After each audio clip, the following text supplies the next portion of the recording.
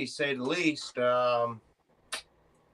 Started out build season. We started out rocking and rolling, and then we had a really bad windstorm come through and did some pretty good damages. Not only to the mazes, but to our crematorium.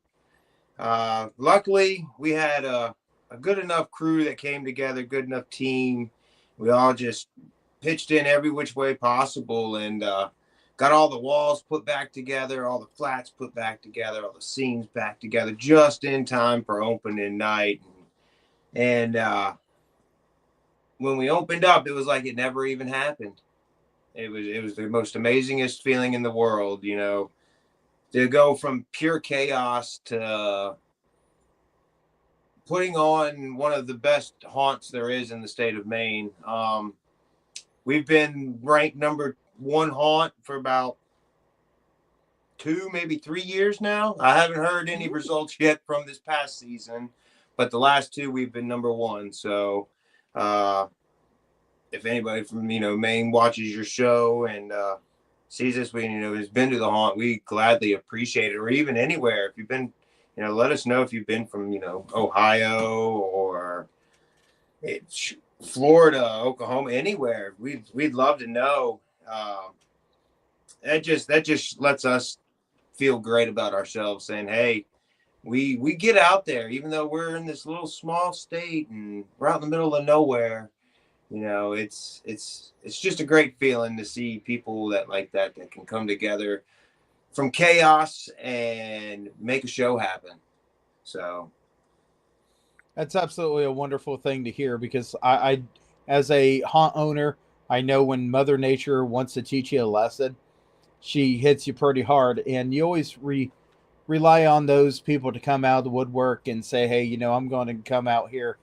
And then just to have a wonderful following of people seeing what you did and wanting to come through, it's always a great feeling. I absolutely know how you feel. When I think of Maine, it's not haunted houses. I do think of a whole bunch of trees and this and that. I mean, tell me about what your area's like here. You pretty much described it. Trees. If I look out my front window of my house, it's trees, mountain range, and then a little bit of the river. And then right behind my house is a rock face, pretty much the beginning of a mountain. So it's trees and rocks, a lot of mosquitoes. You can sometimes expect snow while your kids are trick-or-treating. We've had it. But other than that, if you can deal with, let's see, negative 22, 30 degree weather during the winter, you can make it here. There's been nights at the haunt where even just me running around wasn't warm enough to where I'd had body warmers all duct taped to my body and my legs just so I could stay warm enough to stay in character and not freeze. It gets cold.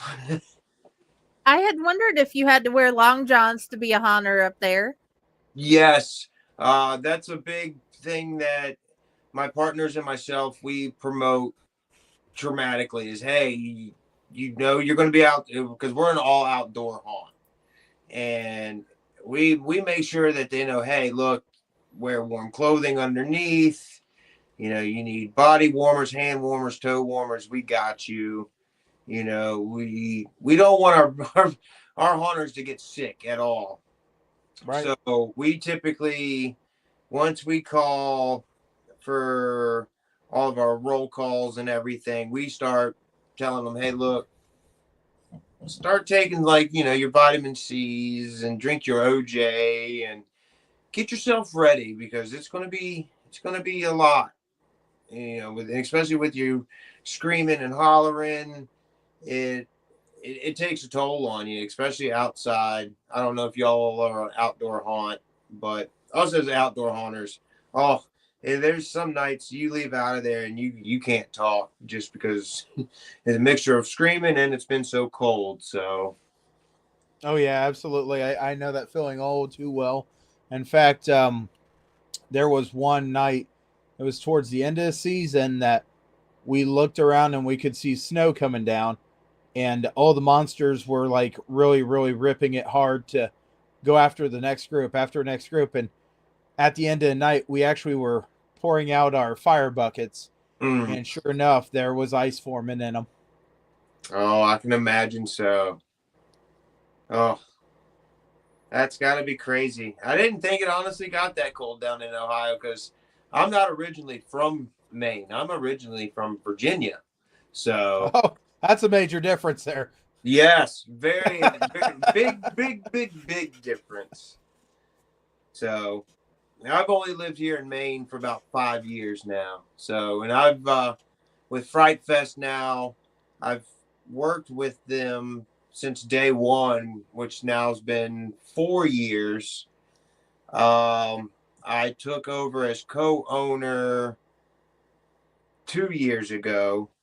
So yeah, we're just trying to keep it up afloat and keep it rocking and rolling, if you know what I mean. Oh So yeah, Oh yeah. a lot of hunts this last year felt like the numbers just were not where they were hoping it would be. Which there's reasons, we all understand the reasons. If you're in the hunt industry, you knew what you were getting into, but some hunts absolutely were amazed at what they had. And us, we're a small haunt, but we're a charity haunt, 100% charity. So it's not going to hurt my feelings having a great year or having a bad year.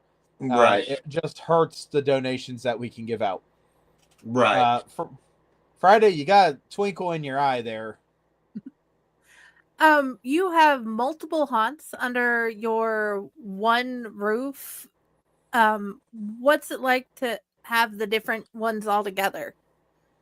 So the way we break it down is, like you said, we have three separate haunted attractions. So, for instance, like with the maze, which is Marbles' Maze of Mayhem, that sets over here, and it gives, and then we have, you know, exhibition shows like fire breathers and live entertainment like bands that come out and play.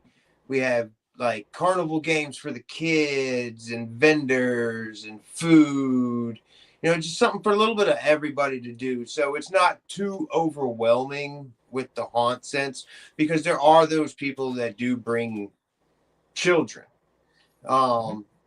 We also look at it as you get for instance, you go to you're standing in line for an hour, 2 hours to get into one haunt. You going through that haunt, by the time you get out, you're hungry, you want to, hey, I remember seeing this vendor guy over here who had these t-shirts, that clown that's in the houses, but there's this house we need to go over here and hit the corn maze or whatever, so, and they're like, oh, but to look at the line. So we do it that way. So it gives you an opportunity to venture around and see everything. So we don't really consider it per se a haunted house attraction. We consider it more or less like a screen park because of the entertainment factor, and there's more or less things for people to do other than just haunted houses, if you get what I'm saying. Oh yeah, Yes. absolutely. And that's actually amazing. We have one here in Ohio, Dent. And if you have something where you're like, okay, I'm the driver, you stay on the grounds, you let everybody go through, and you can actually go to their midway. And their midway's got axe throwing, it's got escape rooms, it's got everything except for people chasing you through a haunt. Oh, see, no, that's where we don't draw the line. And that's where I come into play as Mr. Marbles. I've got, we call them roamers. And that's what we do is we work the midways. We also, certain ones of us, like such as myself, I keep full access to all three of my haunts just for safety reasons. I also will go in to make sure all my actors are okay. Hey, do you need a bottle of water? Do you need a snack? You need to use the bathroom? Like, hey, I'm here for you if you need to, do your thing real quick, So, but most typically my routes, what I have the other roamers do is just, that's their job, is to work my midway. You're in the middle of playing ball toss, get the ball in the basket. I can't help it if, you hear a 2-cycle come running up behind you, throwing sparks across the ground. It may happen. And That is awesome. It's the enjoyment factor out of that then you see, oh, this guy over here is laughing at this guy, but this guy's, on the ground crying. And, his girlfriend's like, ha, ha, ha, ha, you're supposed to be the big bad guy. But yeah, it's so awesome. So awesome. And my cast and crew that we have is just, so superb. So superb at what they do. Remember, we scare because we care. Yes. Exactly. Yes. Yes. So you were down in Virginia and you Yes. came up to Maine. Were you down in another haunt down in Virginia, or? Quite a few, actually. That's where I got my start, was actually in Virginia. I actually started out, I was in high school and was just volunteered to go do a charity haunt through one of the classes I was in. And it just so happened one of my best friends growing up, it was his family that did it. So, of course, my parents were kind of leery about it because I grew up in a church setting, a very strong church setting. So haunted houses really weren't a thing. I convinced her to let me go, and I got hooked instantly. Till this day, I'll never ever forget it. All I had on was just an old BDU camouflage jacket and this mask that looked like a melted man. And I laid up in the garden fence with my hands tucked up in the fence, and they had like a little cemetery scene set up. And when the customers would walk through and I'd wait, it's about 3-4 of them got in there, and I'd let them have it. I'd act like I'm getting electrocuted. I'd finally get up and just take off running after him to get him to go into the haunt itself. And I was hooked instantly. And from there, I know in Ohio, y'all have King's Island. In Virginia, we had King's Dominion, which Paramount had owned at the time. Same as King's Island. Yeah, King's Island. Okay. Well, when Paramount had owned them, I worked for them, and I began to work with them in their haunt scenes, and I picked up a lot from there. And from there, I went from just help building sets to just setting, and acting in a room. And then I worked my way out of those rooms, became a roamer and a slider. I'll tell you, being a slider takes a toll on your body. It's rough. But I loved it. And then from there, I went to another haunt out in Ashland Berry Farm. And from there, let's see, I went to Red Vein, I think is what it was called at the time. I believe they changed the name of it. But I don't like to speak ill will on certain haunts. So I typically kind of just leave them alone. Because you do have them types in the industry. And we can get into that if you like, about certain things that you create or whatever, and people take away from you. But Yeah, it's been a long ride. I've been doing this now 22 seasons, and I go by seasons and not years. Holy cow, that is amazing. He's got me beat by one season. My goal to retire out is to make it to Penhurst Asylum at least one season, and that's Ooh. it. I'm done. I'll stay in the backdrop, but acting wise, I've only got a couple more years left in the tank, I think. So, at least acting wise. Creating and building, I could probably go for ages. Yeah, I'll tell you. I keep on thinking, man, I love haunting, but I'm not the same person I was when I started. So Yes. we'll Oh, we'll we'll I can let concur. the newer generation absolutely bust around. Yes. I actually have a little guy. Well, he's not little. He's a teenager. He's one of my clowns.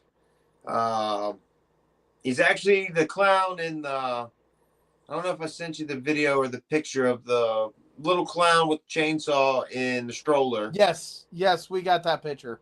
Yes. Mm. That's like my little protege. Um, he's the guy that I'm going to pass my chainsaw down to. He's Nice. that kid that just you see that twinkle in his eye. Like every Yep. season, he's just goes crazy, and That's you can beautiful. see that he loves it so much, and he's passionate about what he does and how he scares. And I was just like, you know what? If when it comes to it, like you said, the next generation, and he's it. You know what I'm saying? And I told the ringmaster, I said, hey.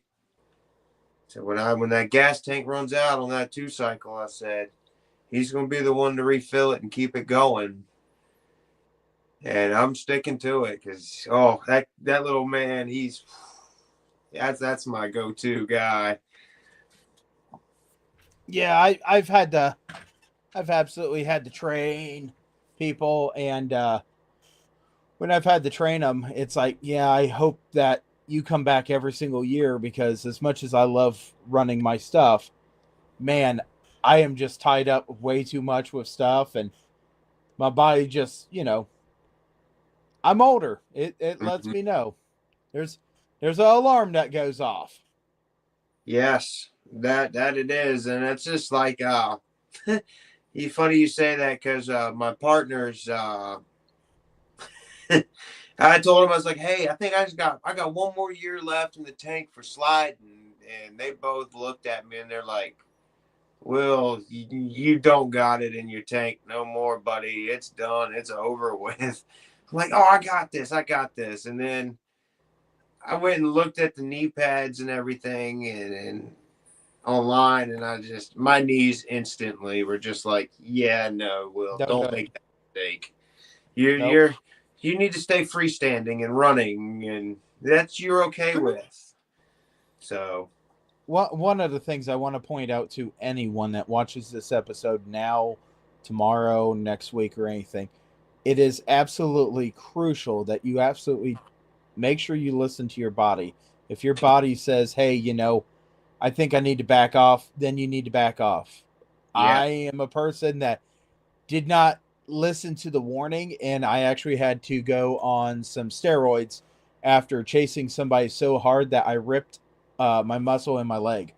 mm, But it wasn't completely tore through. It just actually split.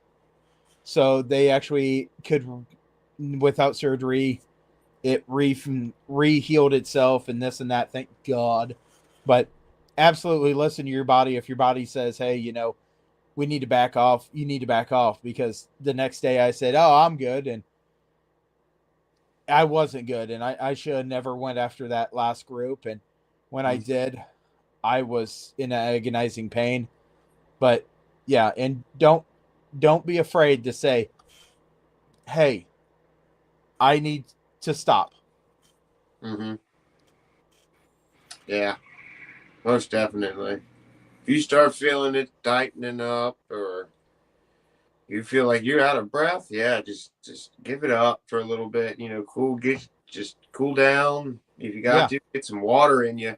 That's where a lot of see. And that's one thing I tell my hunters too is stay hydrated, stay very hydrated.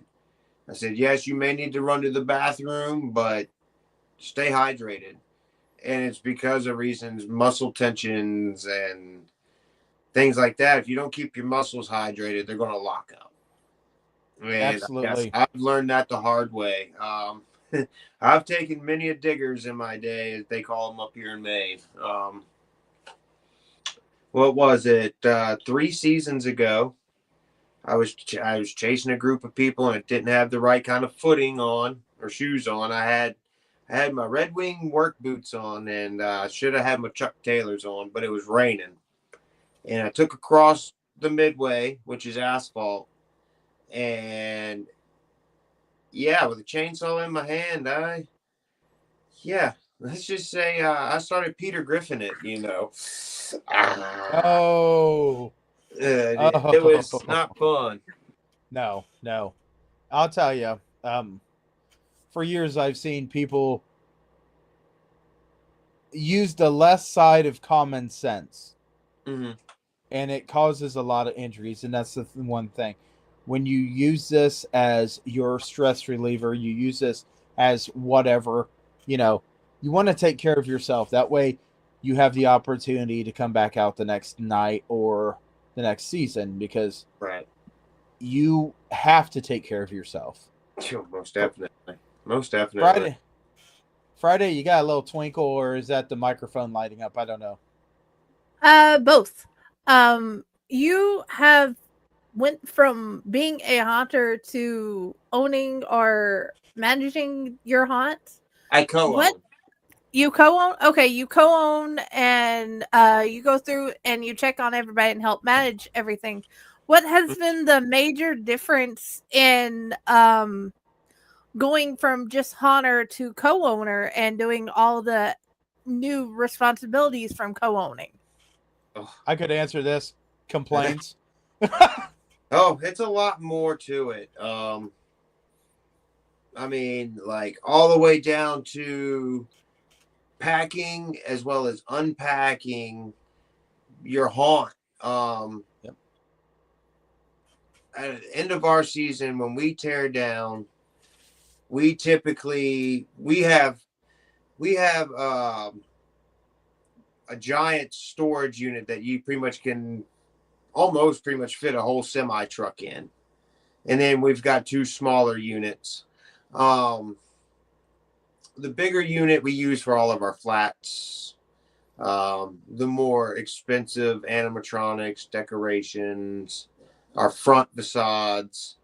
Um, the two other units that we have is more or less for the miscellaneous things the props that go throughout all the houses.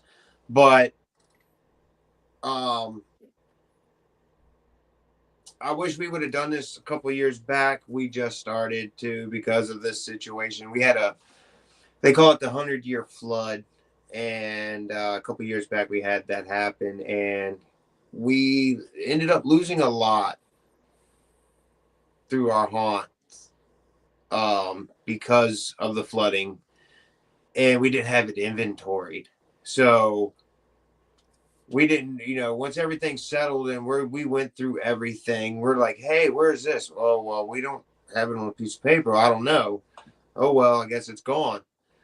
So we couldn't take that to who we needed to take to get that taken care of. Um, so we made it a big deal to inventory. And with the situations that myself and my other co-partner are in, we came to realize, oh, we definitely should have done this. And organization is the best thing. So when we go now after the haunt this past season, everything had a label on it.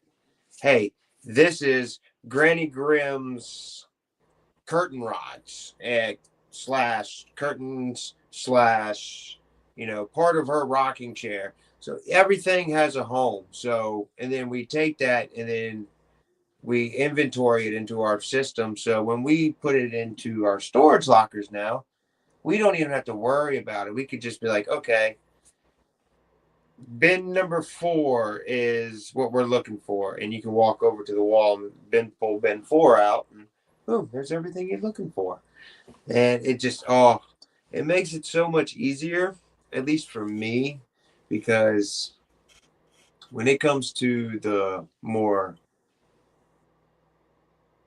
businessy end, that's where my partner comes in, because she went to, she's a school nut for that, the money and things like that. And then I have another person who does all the flyers and all the graphic designs for what you see like on the website, for what goes out on the radio, because we play out on the radio, for all the ad spots through like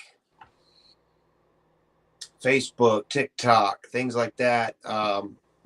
Everybody does their own thing in a way, but so we're not all, I guess it's all thrown onto one or two people.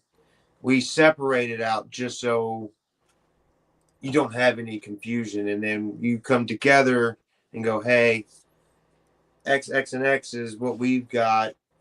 What do you have? Okay. And then there's one person who says, okay, everything matches, we're good. And then we go from there. So it seems to work. It seems to work. And that Sounds is like a great way of doing it. It's smart. Yeah. Yes. Sounds like you guys look put at a it lot of thought into it. Oh, very much so. Like with my responsibilities is I help with set design, set builds, the tear downs, things like that. Pretty much all your construction stuff is what I take care of. Just because I'm very particular. Hey, if you're using that screw gun, I need to know at the end of the day, hey, that screw gun's going to be sitting on that workbench at the end of the day. So, which they typically do. So but there are the days when you go completely crazy. Because with us here in Maine, our weather changes every 5 minutes. So you could have a strong-willed kid or adult out there helping you hang flats or put bracing in or building the front facades, and they're perfectly fine. And then next day, hey, where's little Johnny? Oh, little Johnny's sick. He's got the flu. What? How's that happen? Oh, from being out here because the weather changes. Like, oh. So they start dropping like flies. And you get into a time crunch, and it's you, one, two other people, and you each got a screw gun, and you're just like, you know what? Let's go. And you will literally work from the time the sun comes up till the time the sun goes down.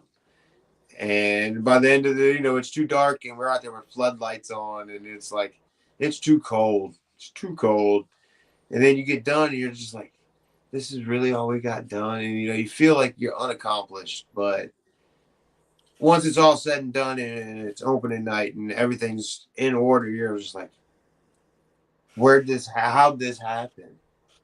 And it's just, yeah. It takes a lot of the stressing away when you realize at the end of it, oh, it's okay. Our baby's okay. Nothing's going to happen. And you kicked butt and got it done and made it amazing. We try. This past year, like I was saying earlier, a lot of haunts had it rough this year, and we roughly had about 3,700 participants. We're technically only this past haunt season. We kind of went out on a whim a little going into November for the first time. We typically are only open like the last 2 weekends of October. And we do Friday, Saturday, normal, and then Friday, Saturday, normal, and then a Sunday, we do what's called a blackout night. And a blackout night is where we cut all the power off to the haunts, except for anything animatronic, air driven. Those we keep running. Also, a few little stage lights just to help with guiding, because we follow ADA rules. So, you know, at least somebody who's in a wheelchair can still enjoy the haunt. Anyhow, on blackout night, we take just a glow stick, clip, break it in half, and we give it to your group and pretty much tell you the best of luck and send you into the houses. So, this past haunt, like I said, we went into November and we called it November or Halloween Hangover, just to test the waters. It was more or less of like Halloween threw up on top of like haunt / Christmas. So we had a decent turnout, but it wasn't the turnout we were hoping for. But we're like, you know, it's our first year doing this. It's trial and error. So hopefully this year we can maybe go bigger and badder for that part, because that's what I'm looking forward to the most, is talking them into like, hey, let's really take over Thanksgiving and Christmas this year, and scare the crap out of some people. So that was actually going to be one of my questions. If you guys were going to, or if you guys have done any out of traditional season haunting. I know on Saturday I will be going to a haunted house here in Ohio that is a Terror Factory, or a Factory of Terror. Factory of Terror, yes. In Canton, Ohio, and I'm looking forward to going there, and that's was one of the things. I know we don't. I know Hell's Dungeon, which is one of the haunts that are part of the Allight Network. They are going to be having their Easter special. Do you guys do anything other than Halloween, or? Right now, no. There's only one haunt up here that does a more all year haunt, I guess, per se, season or holiday haunts. Right. That's just because a lot of the haunts up here are on a lot of farmland, and a lot of the farmlands that they use. Granted, it would be a perfect thing for a lot of them because they're apple orchards and pumpkin patches and things like that. You would think, oh, you know, let's run a haunt all year. But yeah, there's only like one or two up here, I believe, that go all year. Us, we were the third that I knew of that actually went into November. Our big rival competition haunt, no, they didn't even do anything. Like I said, we only did it just for trial and error. I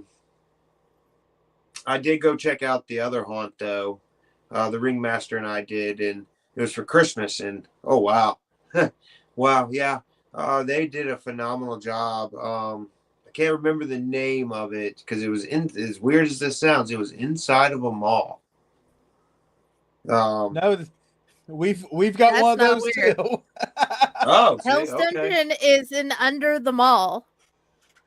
Oh, Yep. okay. It's Hell's Dungeon's actually underneath a strip mall, and then there is up I-75 from me, a hour and a half, you can go to Distracted House, and they're actually in a operational mall. It might not have that much operation to it, but it's still an operational mall. Wow. Huh. Learned something new. Oh yeah. Welcome to the show. Right. You teach us, Yeah. we teach you, and we're all better because we had the conversation. Absolutely. And that's one of the things, So right now we've got some pictures, and we're going to go through these pictures. Mhm. You just Tell tell us us about this what one. we're looking at. Oh, I can't see what you're looking at now. Oh, let me get up and look real quick. Oh, that's Ringmaster and I. Okay. That's actually my girlfriend. Cool. She is what we call a barker. She or AKA head of house. So I get like I was explaining earlier, we have 3 different houses. She's the front of the house. She's the first character you'll see when you came to the clown maze. She was the one who would tell you the rules, and hey, you go in there and you start causing a scene, my clowns will, we'll get you out of there. Yeah, she was, no touching, no flash photography, because we absolutely do not allow patrons to touch our characters, take any kind of photography in there, videography, anything like that. It's just to preserve the haunt. Reason we do that, we do now, I'm not saying we don't allow it, because we do have certain people who call ahead of time or email us ahead of time and be like, hey, I'm with so and such group, and we're coming through. Is there any possible way we can do like an interview or things like that about y'all's haunt? Yeah, not a problem. We have a big YouTuber guy that just came, and for Maine, he's a big YouTube kid here in Maine. Mount Blue News. He came through and he asked, and we're like, oh, more than willing to, so. But for the most, no flash photography and things like that. That's her job, is to that, as well as if there is, we have with now another head of house who's pretty much the head character in the house. And besides being that, they're the person that if somebody like myself or that has a walkie-talkie or whatever, the actors inside can come to, and then they would go get her, and then she would make the call to whoever she needs to call to deal with whatever the situation may be, whether it be a physical altercation, a verbal altercation, a medical altercation. We have ways of communicating, and that's what she's there for the most. That and the crowd control.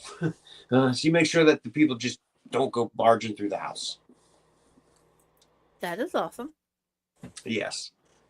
And then there's her, the ringmaster. We haven't given the other 2. Well, we got Granny. She's phenomenal. She's Granny Grimm's head of house, or Barker. And then there's Miss Amber. We haven't given her character a name yet. She's actually one of our top makeup artists. Yeah, but she's kind of like this English lady, but she doesn't have a name, so we just call her No Name for now. Awesome. Yeah, but they're all phenomenal at their job and what they do. And there's nights where there's been lines. Each house has an hour and a half line, and then and she's the one who has. They are the ones who have to control it at all times for the most, because I'm on the midway acting, and have, goofing off and whatever you call it. And we're just strategically placed though, like with my roamers that have walkie talkies. If you're like a fairy tale character, I'm going to kind of keep you down near Granny Grimm's house. And, if you're more or less like a corpse or a doctor or a priest, I'm going to keep you more, or a nun, I'm going to keep you more towards our crematorium.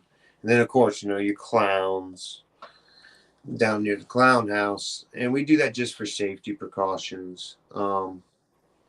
But yeah, like I said, she's the one who makes all the calls for the most. Even though, I'm in charge, she's in charge. And then we got a picture. It looks like you giving the peace sign. Oh yeah, so that was when we were promoting at the Farmington Fair. We had a booth there just to promote the haunt and whatever. And there was this professional photographer lady came through, and she said, "Hey, Mr. Marbles, because when I'm out there, I'm not Will. Besides people at the table, but 9 times out of 10, they till this day, I can be just like this. And hey, Marbles, and it's just like, hey, but yeah, no, she stopped me and goes, "Hey, I'm a professional photographer. Is there, I know your partner, Darlene. Is there any way I can take a photo?" And I was like, "Oh, of course, sweetheart. Take as many as you want." And that's the one she wanted me to pose as. And I said, "All right, you got it." And and she made it look amazing. Yes, she did. Yeah, and then we got one that looks like you're above everybody with a bright blue, beautiful light. Yes, so that is what we call, that's the front of the clown maze. That's the armory. That's all handcrafted, hand painted. Everything on that has been 100% free-handedly designed. That's actually me on top of the haunt itself. Just playing with the crowd, I guess you'd say. I get up there, I'll get up on top. I'm just one of them weirdos. I like to climb. And I get up there just to entertain the lines, especially when they get long. It also gives the people who are there to take pictures. Because Marbles is like, he's the poster boy child for Farmington Fright Fest. Oh, A lot of the posters, advertisement, you'll see Mr. Marbles on it. So when I get up there, people already know who I am. People have like my merchandise and things like that. It's just entertainment. I get up there to make them laugh. I'll get up there and I'll start heckling the crowd. I'll this past season I was up there acting like Hulk Hogan. What are you gonna do, brother? And then what's up, brother, and all that weird stuff that the kids are all into nowadays. I just took it and flipped it into a weird clown sense, I guess you'd say. And I could do that up there and keep the crowd entertained enough that they're not just sitting there. Well, we've been sitting here for 45 minutes waiting to get in, and we still ain't moved. You got me up there keeping you somewhat entertained and talking to you, interacting with you. I am the only one who does that. It's just for safety reasons.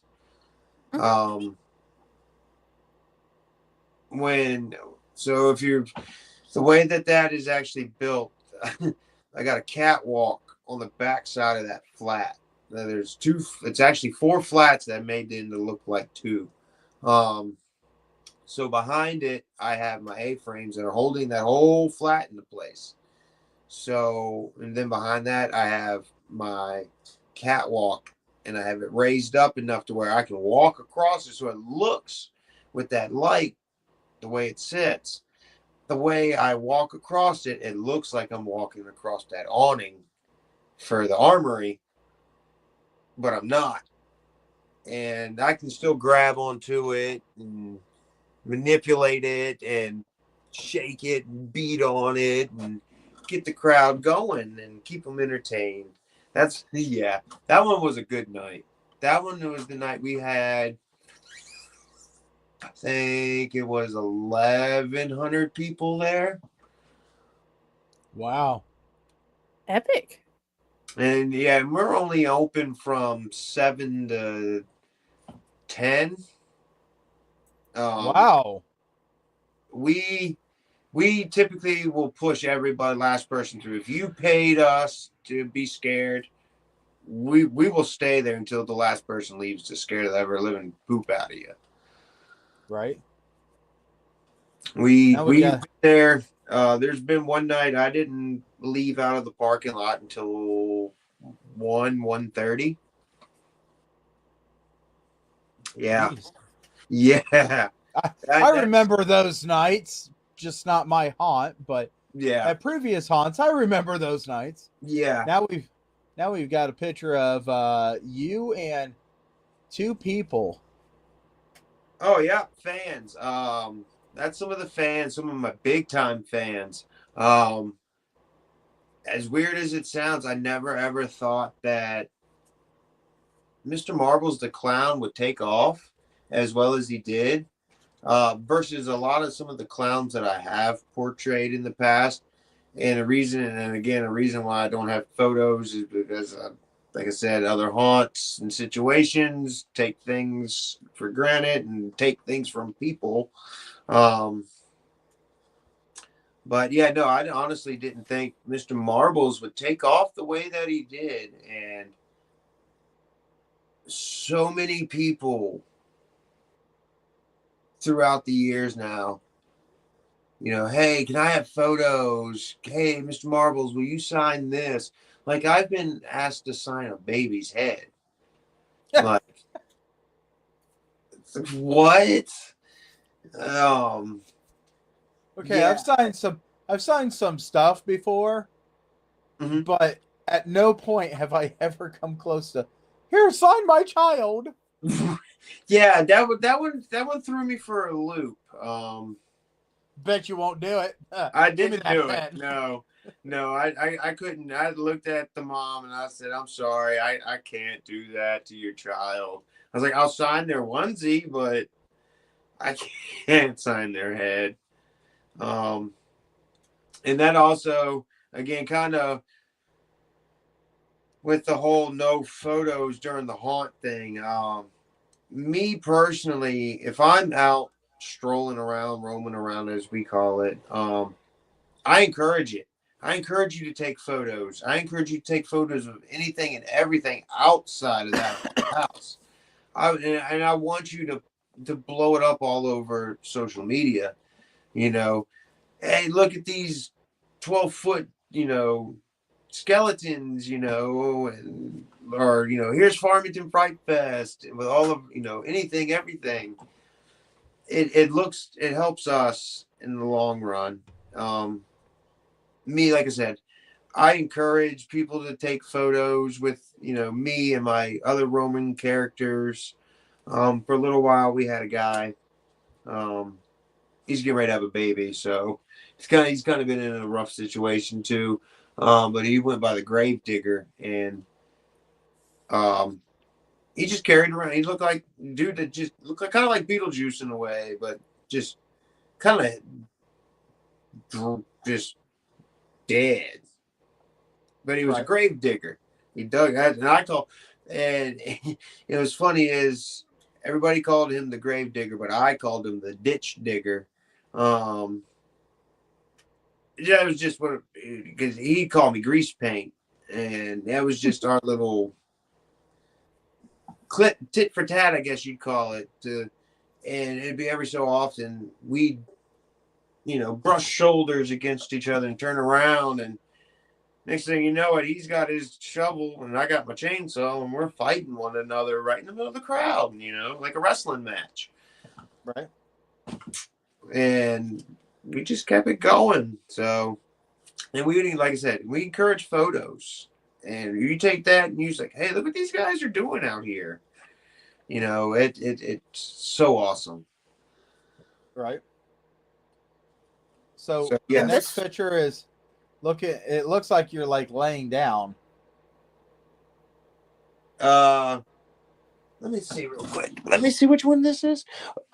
Oh, so this kind of goes back to a question you asked earlier about if we ever did a haunt outside of a haunt season.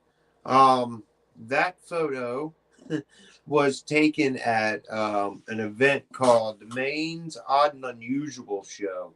That one was, and what that is, Okay. it was like an oddity show. The stuff that you find in like formaldehyde jars, taxiderm stuff, all the weird stuff that you typically don't see like at your mall. Well, we got invited to do like a preview haunt. And all we did is that one, we only set it up for 3 full-size rooms. Just a quick, in and out almost. Right. And I decided that I wanted to be creepy with people. Why not? We're at this weird event. Let's get creepy. There's actually pictures of me. I don't know if I sent those to you as well with that. That one was me trying to be cute, per se.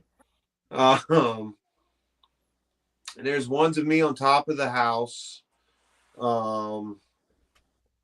There's ones of me like looking like a little rascal, Hey.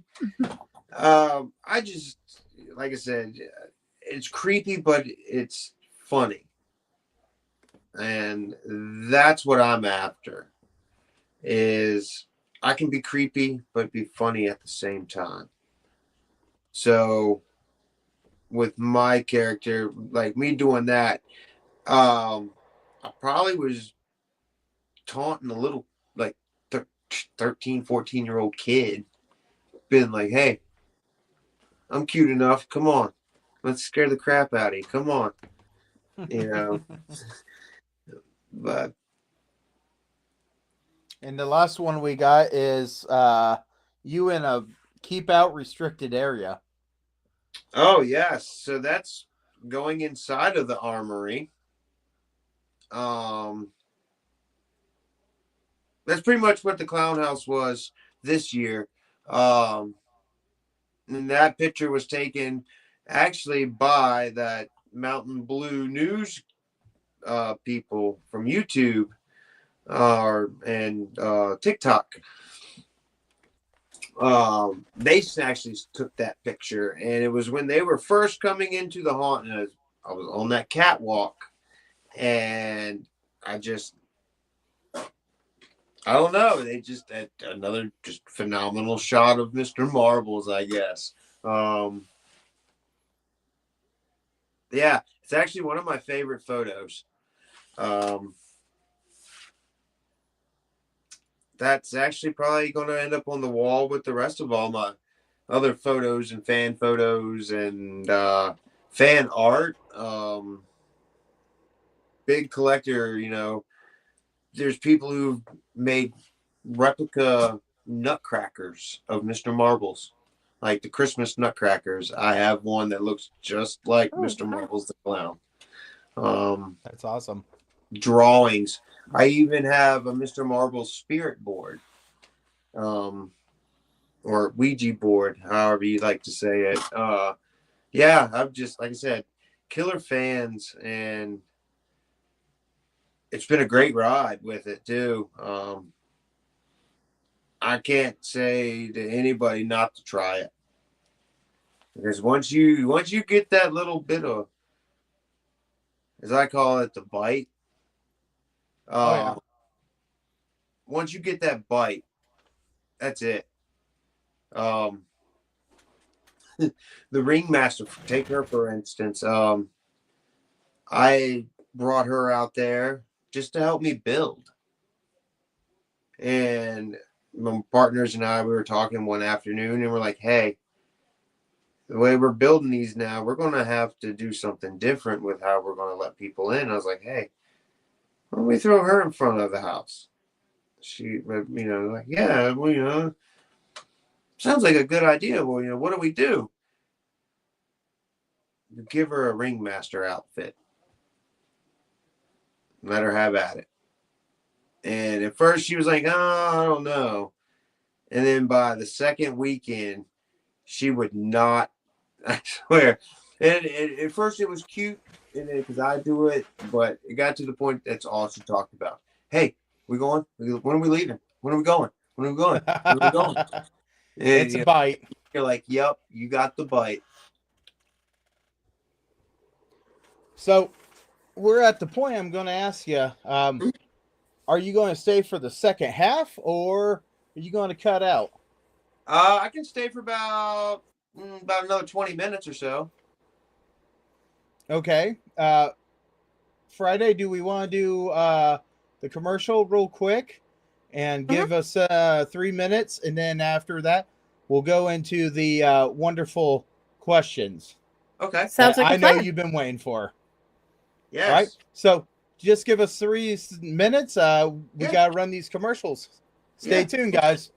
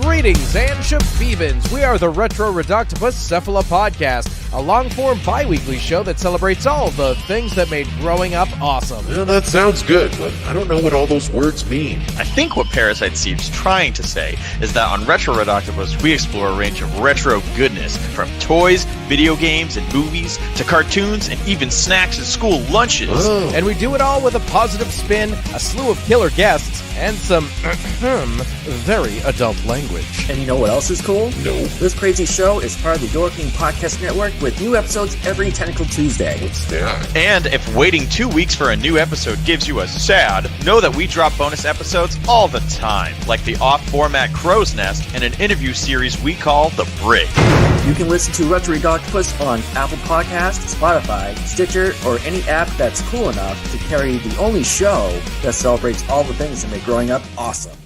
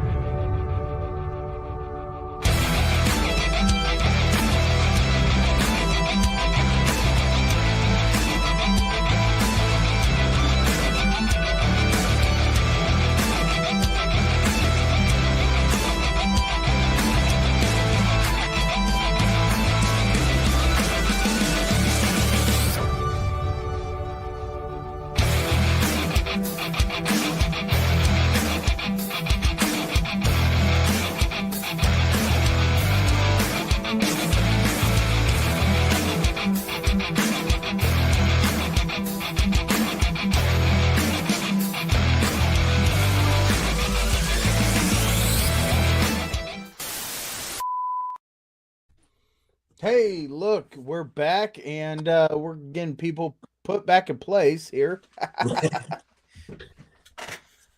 So we have a segment as soon as Friday gets back that we have some questions for you. I'm here. I just don't know about the picture.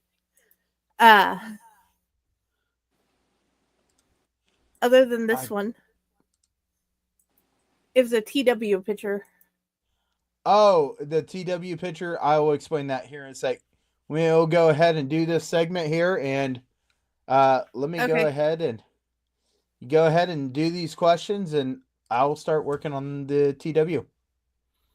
Okay, because I would load it, but I don't have it. Okay, that was Dante. He's my little monster. He's like 5 years old, and he loves all things monsters and haunts. Nice.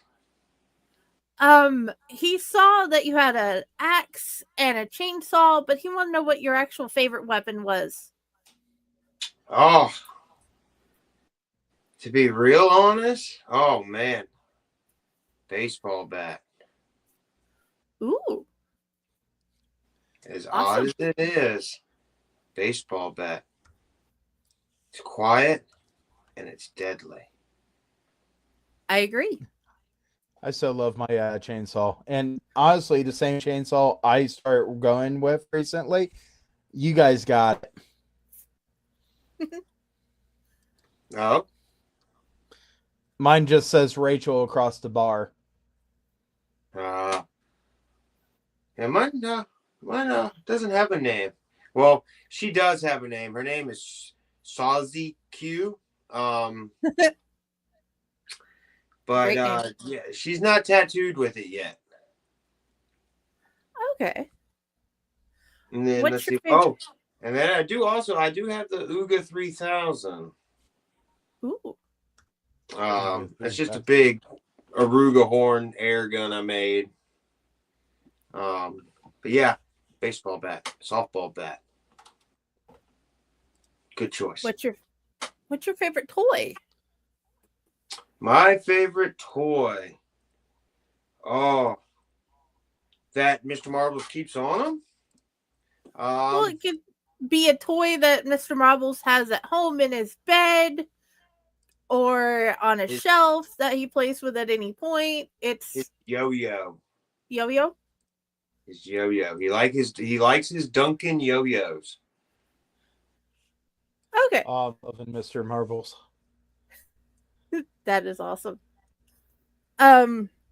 He was looking at your outfit. He wanted to know if you picked your outfit out yourself or if you had help making it.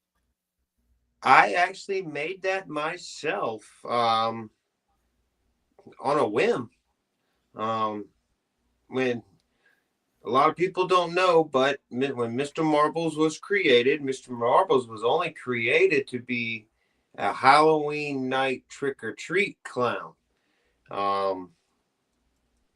And yeah, so Mr. Marbles' outfit was actually made by himself, by me. I actually found a lot of what I used at either Goodwill or what was in the paint drawer, which a lot of it was acrylic paint and Goodwill vest, like a dress-up vest for like a suit, pair of black slacks I cut all up. The chains actually came from a hardware store. They are real chains. It's about another 5 pounds that hangs off my back. But yes, those are real chains. The socks, I forgot where. Oh, a little party shop. And then I wear my Converses, my Chuck Taylors, which you can't ever go wrong with. Oh, never. Even Grandpa agrees you can't ever go wrong with those. The hard part was finding size 18s. Oh, yeah, that's a rough one. Maybe online. Yeah. There wasn't an online when he was alive, so we had to go in the middle of Georgia. Oh, wow. Wow. So, yeah. Okay. His next question was, he saw that you had different props that you were playing with. He asked if you made your props for your area, or you made any of them. I do. that's one of the things I actually like to do, is build sets and props and all that. So Mr. Marbles' little sets that he has for TikTok, are actually just wood pallets. Everything else, yes, all hand painted. It's all just, you can always just let your imagination run free when it comes to a haunt or a room in a haunt, if you get what I'm saying. Yeah. So, yes, have fun with it. If you want to go dark and creepy, go dark and creepy. You want to go bright colors like Mr. Marbles and bright, everything. Uh-oh. Ah. You can do that. And there's never a wrong answer. So That is awesome. yeah. And his last question is, what is your favorite book? Oh man, that's funny because the ringmaster and I were talking about this the other day, and it's the Hungry Hungry Caterpillar. Or he loves that. second favorite. The second favorite was If You Gave a Mouse a Cookie. Oh, he's been loving the whole entire If You Gave a Mouse a Cookie series with all the mouse's friends. So yeah. Oh He my definitely gosh, agrees on that's that. Awesome. Yes. You just made that boy so happy, I'll tell you that. He's going to be the happiest little monster. That's awesome. Because you can't, so Mr. Marbles' philosophy is if you ain't spooky, you're dookie. And a lot of people seem to live by that. And yeah, you can always, don't ever, we work with an organization. It's called Haunters Against Hate.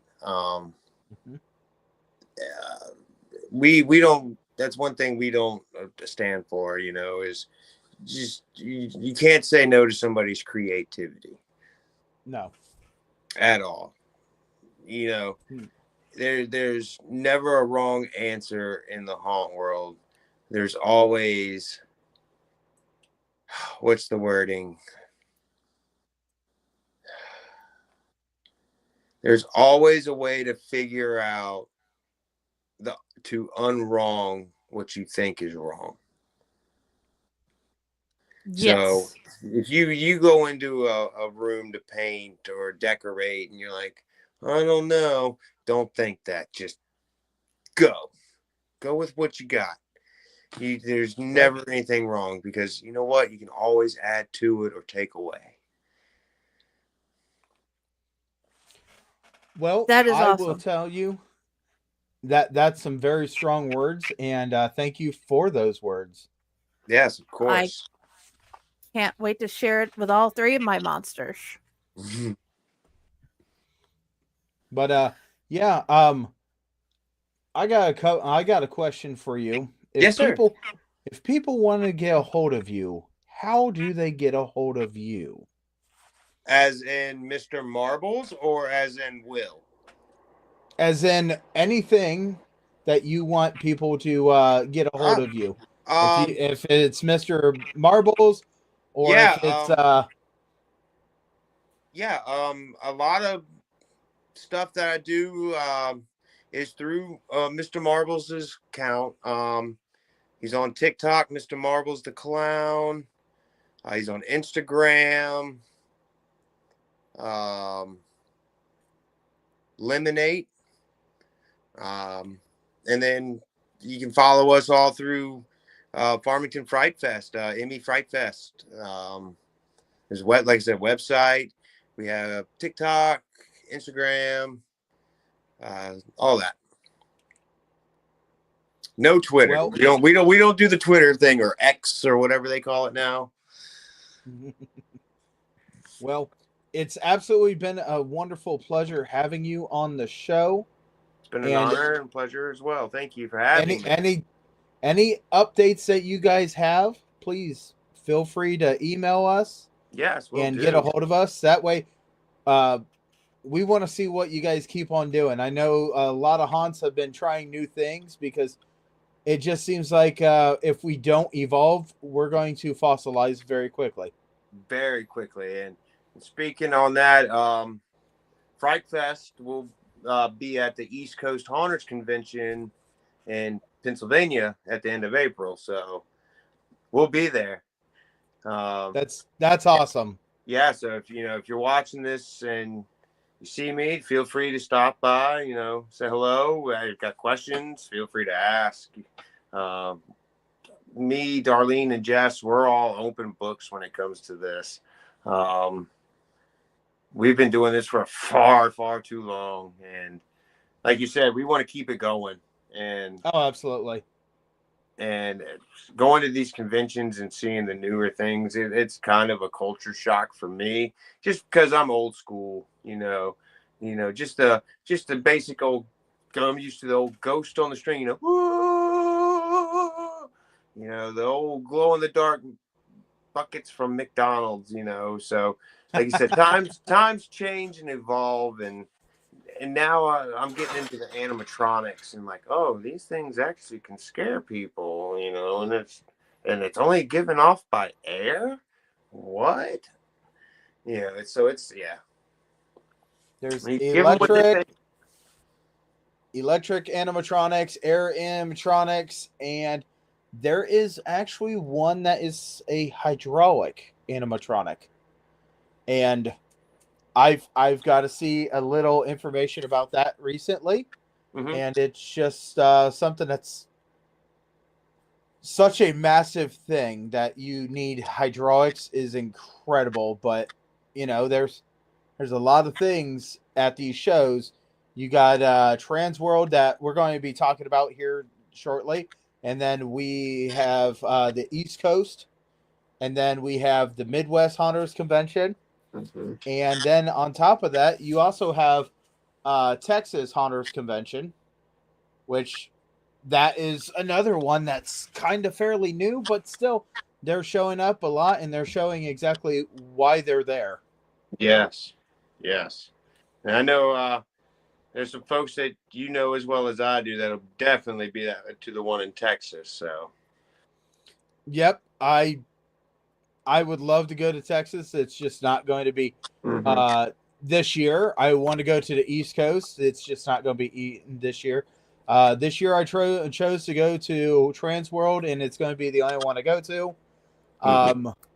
But next year it might be Transworld along with East Coast, because I've not been to East Coast, and I also want to get down to Texas because I've got a lot of friends that want to see me down in Texas. Yeah. Isn't that right, Friday? Oh, yeah. Friday's definitely one of them. And the East Coast Haunters Convention, they usually do stuff with Penhurst Asylum and a couple other big named haunts in Pennsylvania. So it's going to be hopefully a good turnout this year. Absolutely. I would love to hear about it. I'll definitely take a bunch of pictures or whatnot and send them down to you. Let me get let me pop a question at you, and you don't have to answer this right now. Just let me know. Yeah. If your crew is going to go to East Coast and you guys get some photos and this and that, would you like to come back on the show and possibly talk about what you've seen? Sure, we can definitely set that up. Absolutely. That's what I'm going to go, and we'll get in touch with you as soon as we get some of these shows, and we'll go ahead and start doing our schedule around that time for this. All right. Yeah, it sounds awesome. It's been a pleasure. Like I said, you're more than welcome to stay tuned and stay with us. But we're going to start getting into Transworld because, boy, it's a heck of a show. It's 4 days long, and yes. Make sure you get your blinders on, because you will get sensory overload very quickly at this thing. Yes, and thank you again for having me on your show this evening. Gladly appreciate it, very, very much so. Thank you for telling us about you and your haunt, because that was course. awesome learning. Of course, absolutely. Yeah. feel free. If you got any questions about anything, feel free to reach out. If you have any haunts around you that think that they would like to get a hold of us, let them know, and we'll see if we can get them on the schedule too. All right, we'll do.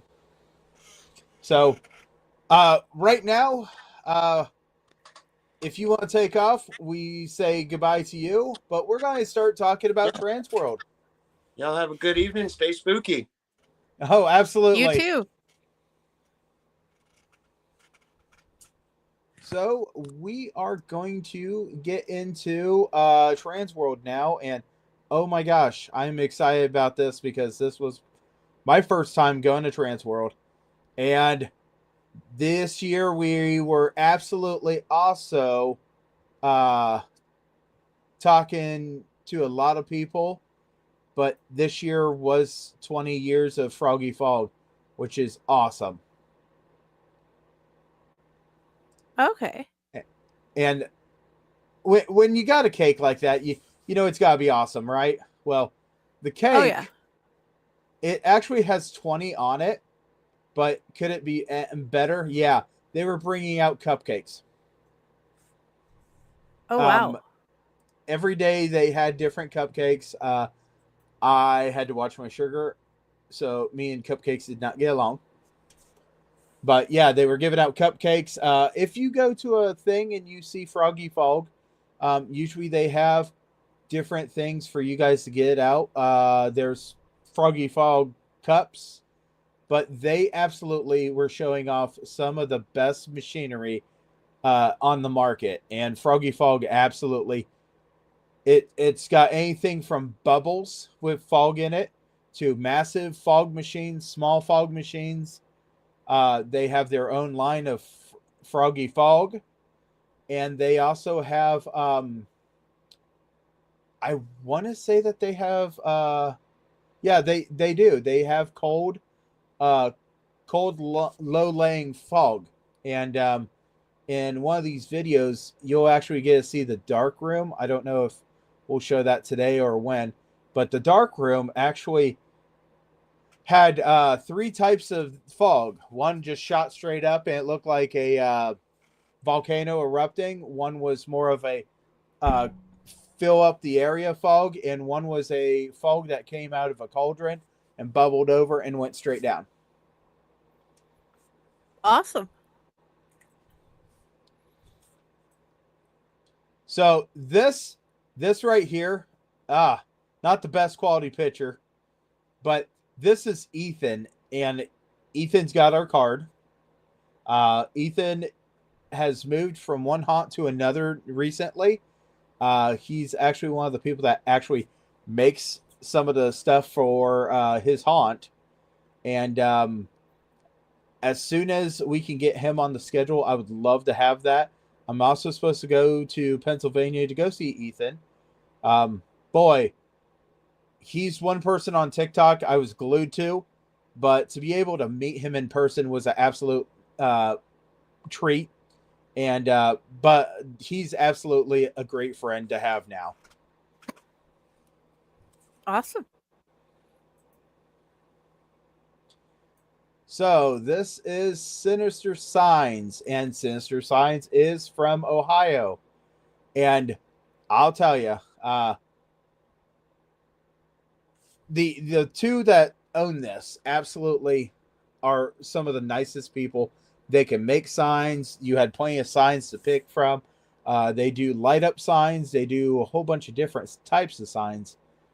Sinister Signs is absolutely a really, really wonderful company to work with. And we're going to be in contact with them because I need some new signs for my haunt.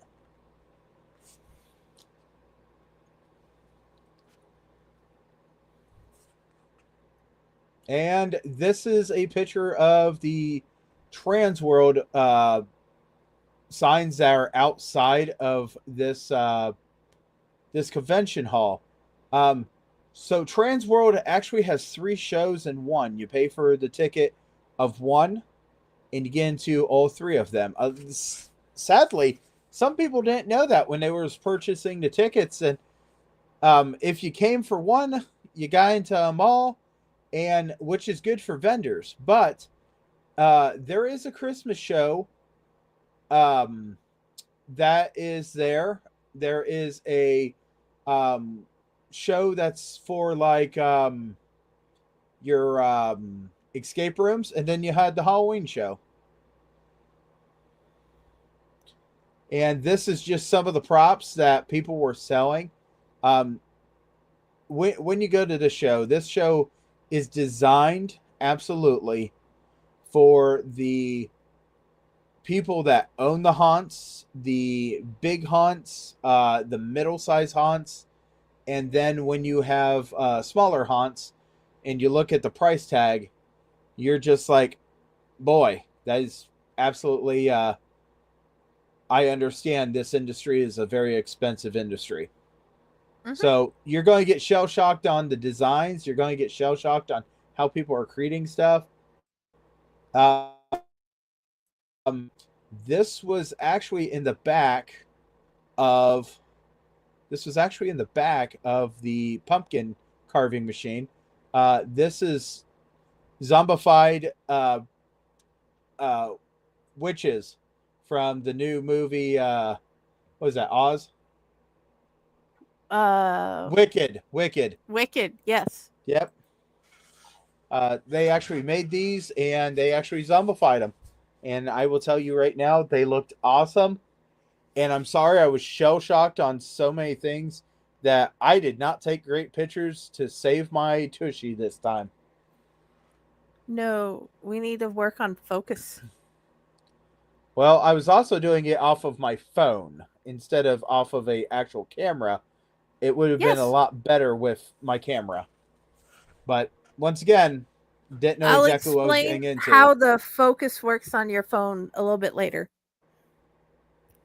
Well, I just think I just need to get an actual handheld camera to do this because, yeah, I could have done a lot better if I would have brought everything in. But this right here is pictures from the pumpkin machine. It actually had 3 conveyor belts, and it did a heck of a job of making people go absolutely bonkers for this. The first one was the gutting. The second one was the, I do believe, carving. So, yes. Yeah, I mean, and then the last one was something else. I can't remember, but there was actually 3 parts to it, 3 conveyor belts.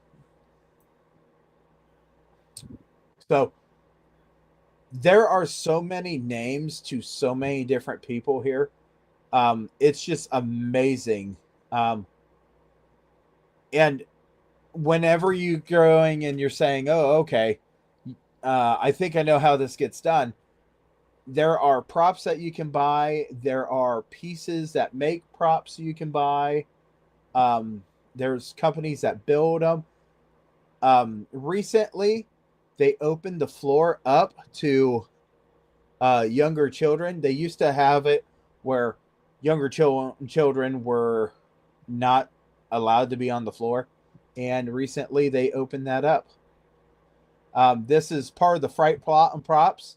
This is a company that absolutely, if you are in the haunted house industry or you want to make something move, this company has parts, pieces, and this and that. They'll sell you the frame and you can build it yourself. It gives you a wonderful pride of being able to build something yourself. Absolutely, you can go look at Fright Props. Just Google Fright Props, or I do believe it is frightprops.com. They don't just have animatronic parts. The head that's on the back table, it gives you gives you a way to look at it that you can actually talk through a microphone, and it will actually move its mouth.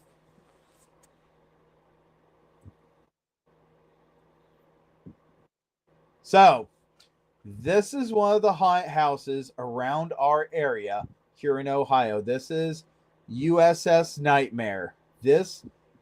I can't wait to get them on the show. And trust me, I'm doing everything I can to get these guys on the show because this is USS Nightmare. and it is done on a boat that sits on the Ohio River. It does not sit there all the time. Once it's time to haunt, they put it in place. Once the haunt's done, they go ahead and they move it down the river, and you never get to see where it goes. So USS Nightmare, if you're ever watching, please look at that card and email us. These are some of the masks, and man, on my phone it looks a lot better. So I don't know if it's me sending it through everything through Facebook Messenger, but yeah, I don't know. many different many different vendors had different masks, and they not only would have the masks sat out that way you could do it, they were also doing tutorials on how you blend our products, how you paint with our products, these prosthetics, use this, do that. As soon as somebody would get done with doing a prosthetic, they were told to go walk around, show it off, because you always want to drum up that business to have them come back through.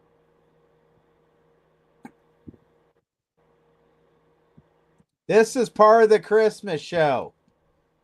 And I know it says Valentine's I love and this and that, but when you talk about Christmas lights, and boy, this picture is such a terrible picture to show any quality on this, but this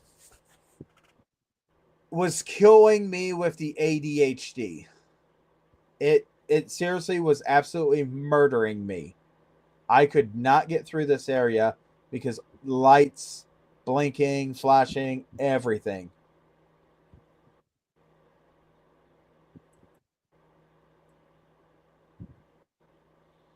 All right.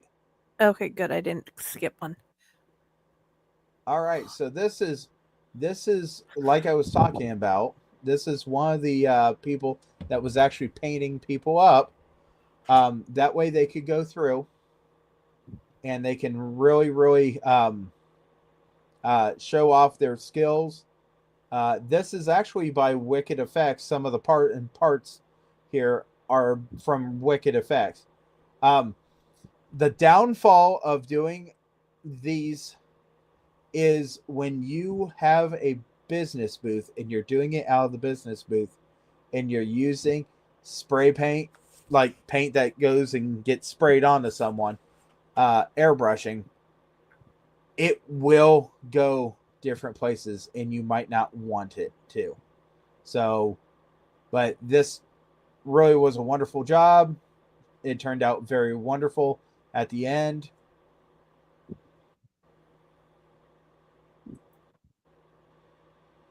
Ooh, I love this one.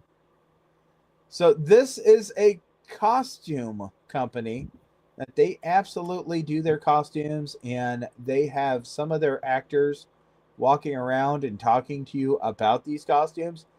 And this girl, I stared and just watched her performance for some time, and absolutely take pictures when you're at this convention. They want to show off their stuff. They want you to remember them, because if you remember them, they will get a customer from you.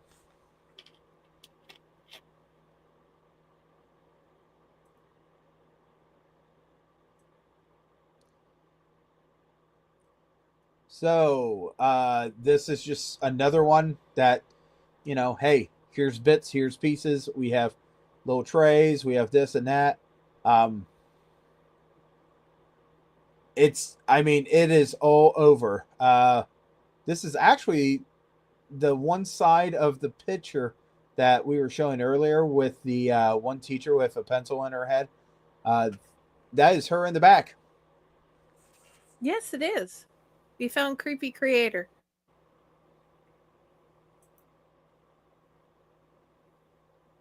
So these are more costumes, and trust me, they have all different types of costumes. That one is a plague doctor in a World War II type style outfit.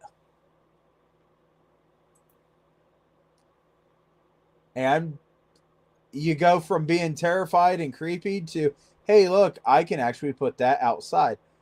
Not only do they go in this convention have Christmas stuff and Transworld, like escape rooms and horrifying things, they actually have things that they're trying to get people, say, from Kings Island or Cedar Fairs or Six Flags, Universal Studios. All these people were there looking at these different things because it's a show that shows a lot of different stuff.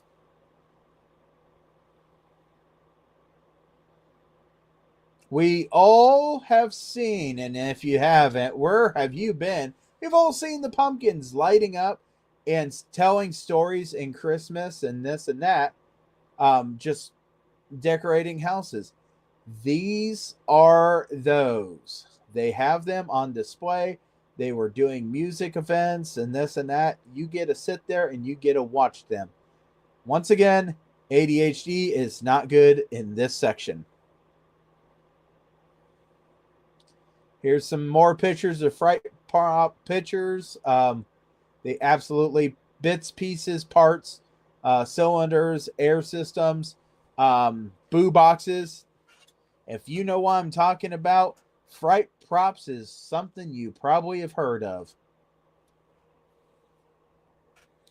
Okay, so this right here is the signature by Butch Patrick, and he was Eddie Munster. I don't know why I don't think of getting a photo with him, but I got some cards from him, and me and him was talking, and he signed them. Really awesome. I've been told by numerous people that knew him that I needed to go meet him in person, and after the conversation we had, he was really happy that I stopped, and he knew exactly the people I was talking about. So, Butch, it was a great honor meeting you. If you ever watch this, you got one of the business cards, I do believe. So, feel free to get a hold of us. Distortions. So, this is a company that if you're in the haunted house industry, you know the name Distortions. Absolutely. They have made props on top of props for years on top of years. And it's not just one type, not just the pumpkins. It's not just, the scary ghost or demons. No, they go from one spectrum to another. And in fact, Distortions has some of the coolest props. Unfortunately, Distortions, I love your stuff.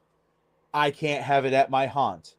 We're in a floodplain, and flooding means that I need to get stuff out very quickly. This stuff is not light. It needs to be well protected, and they do a great job of putting stuff together, but it's just not something that would be at my haunt just because I am a volunteer outdoors in a flood area. That's a bad mixture. One tree would snap half of that.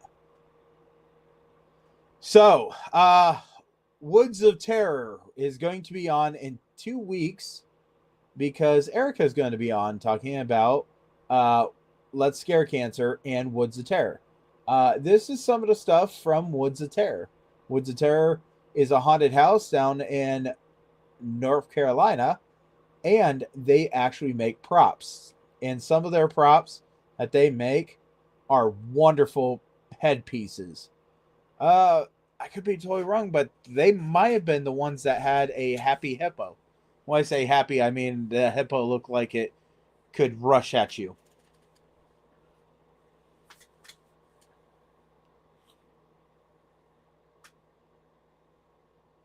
So, this right here is pictures. When I say Transworld's got something for everyone, I mean it. Transworld, right there. I've never seen Hello Kitty that looked like Chucky. and the Bride of Chucky, and I mean, it had something for everyone. Man, if you go to Trans World and you get a opportunity to go, if you're a haunt actor, you'll have to put down what haunt you're from. If you're a haunt owner, make sure you have a heck of a wallet, because it's going to be hard to say no to half of this stuff. I want one of those Hello Kitties so bad. Beastcraft. These are the guys that were doing the pumpkins this year, and man, those are some big beasts. And in fact, some of these Beastcraft beasts were located in the Dark Zone.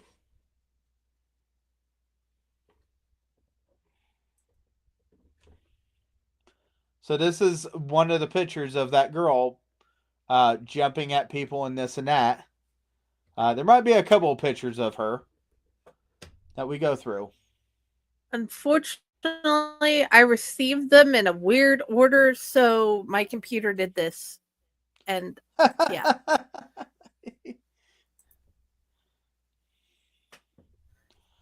This right here is pictures of the Dark Zone. The Dark Zone. Man, these animatronics run off of air. It's awesome. That one right there with the person with their hand up shakes around on that pole. And as soon as one animatronic gets done with what they're doing, it instantly sets off the second one for the next one. And usually they do them in batches of 4. The problem is, you might not have all the swing room for some of this stuff. And just really watch it, because in the dark, you might have a pumpkin smacking you in the back of the head repeatedly. I did. Yes. Christmas is here. Christmas show. And this was actually a company that was showing off these. And in the back is a fog cannon. What it is it goes and sends air out, and it makes a fog ring that goes clear across the room. It's really awesome to watch. But he actually was spinning his head, and the other one looks like part of their face is melted off. Very Whovian. Right.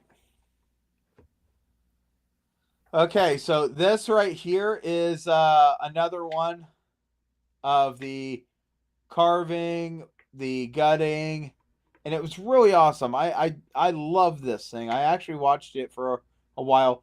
This thing actually has so many pieces that they actually had to take apart and put back together. And I do believe that 13 Floors made this prop for the show. I think that's what it said. It's probably what that is up there. Frightenair Studios, they were making a whole bunch of rotten pumpkins and heads on sticks. It was really awesome to see how creative some of these Halloween people get. There's buckets with heads floating around. So, I mean, it's always going to be something different. But what you're trying to do is have something that no one else on that floor has. And that's the main competitive edge. If you can figure out what everybody else is doing and they're not doing what you do, there's a chance that you can hit it big.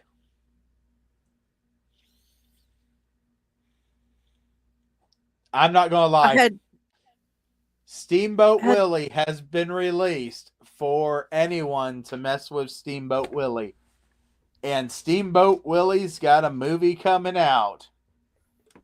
I think it's called Screamboat, and it's got a messed up Mickey Mouse. But it's not Mickey Mouse, it's Steamboat.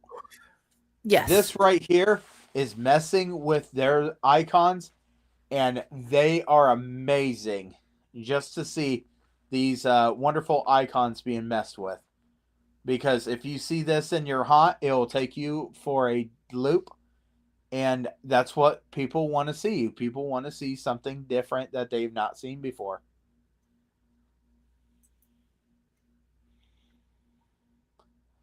So, whenever you go around to this convention, you're never going to figure out all the hiding spots they put stuff.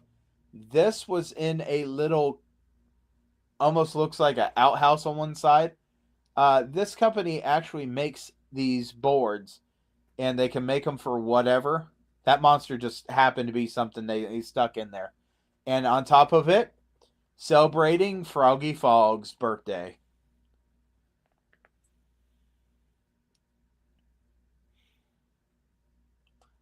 This is a picture of the Christmas, and as you can see, it doesn't just ta-da. No, it goes back pretty dang far. And these people are absolutely hungry for business. They will talk to you about what they can do on your yard, and they'll talk to you what they can do for your neighborhood. People from the people from the Homeowners Association send people here for the Christmas show. This is a moment where I had to have a timeout for sensory overload. And I went to this back corner where it was dark near the, dark zone. Right there. All those mannequins. And boy, were they walking out of the show. But the thing is, you want to go, you want to buy stuff, and then you want to leave it there. And you don't want to grab stuff until the end of the night or the end of the show, because these guys, they want to show what they have and what they're doing. Over there, excuse me. Sorry, I can't help it. I've had like an hour and a half of sleep last night, so I keep yawning. You did this to me. Anyway, over there, you might have seen it on TikTok. It's the Frankenstein. This Frankenstein had such wonderful and smooth motion. And it was advertising haunted houses that were 3D haunted houses.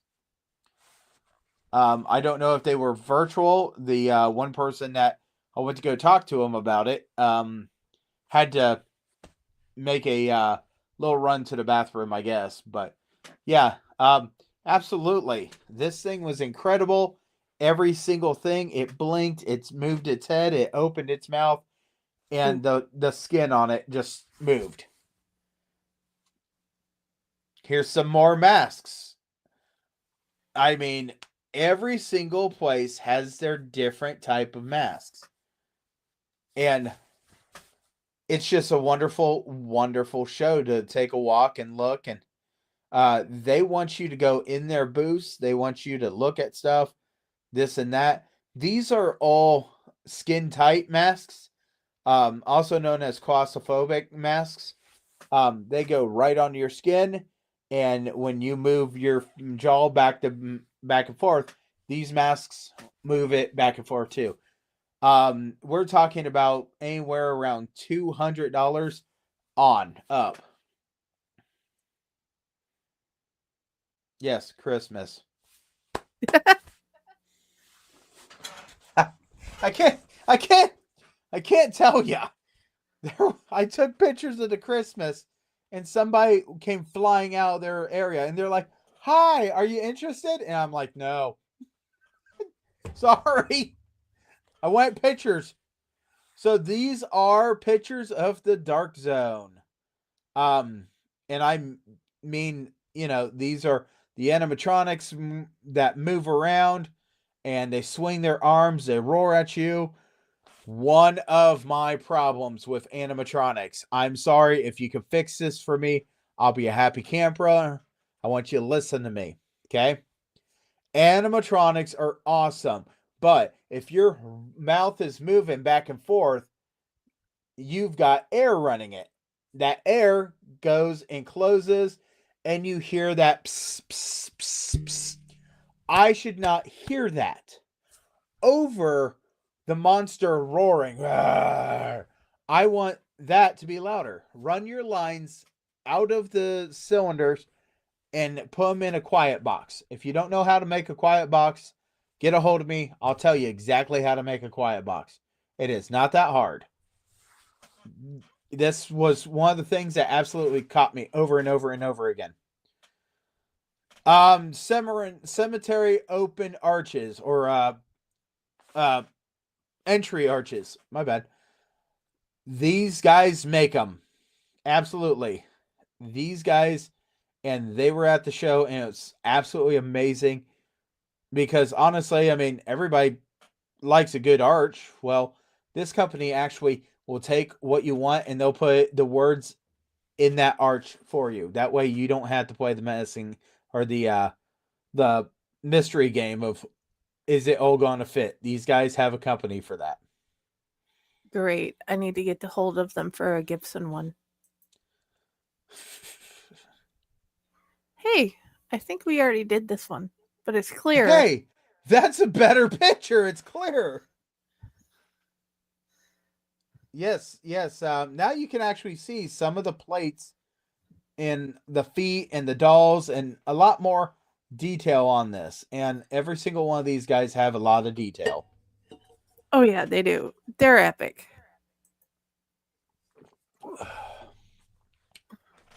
And we're back to a blurry photo. Once again, I can't help it. You don't know how to focus. I think that you got it. Did you get these off of my Facebook? No, you sent them to me, and then I put them on your Facebook. Well, I put them on the collective Facebook. Because I'm looking at my pictures, and I can pull that same picture up, and it looks a lot more clear. Whereas so this is what I received when you sent it to me in text message. Yeah, I don't know. Because here's I can actually read custom metal arches manufactured in the USA. I can even read scare something products. And that was the arches. So I don't know what's going on here, but our pictures don't make this look justice. So maybe it's just like one of those things that they can't go after us for copyright infringement. I don't know. But yeah. Anyway, here's some more. I mean, they have your prop people. They have your mannequin people. Absolutely. You go ahead and you want it specially made. These guys can make them. And these guys absolutely over and over and over. I will tell you how wonderful it is.